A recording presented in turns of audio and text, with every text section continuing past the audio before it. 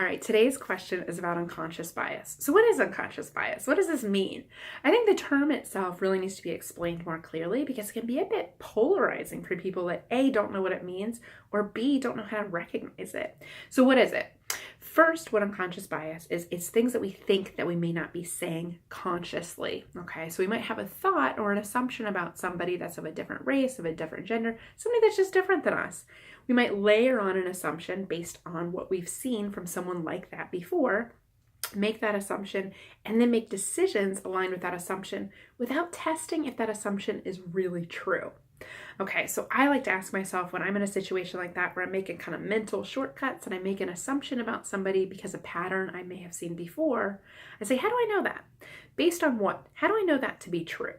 And so step one is really being aware of when it happens, because it happens to all of us. We all have unconscious bias. It's just the way our brains work. We like to make things short, simple, shortcuts, right? And that's where bias creeps up. And so when you recognize it in the moment, asking yourself, taking a step back and asking myself, how do I know that's true?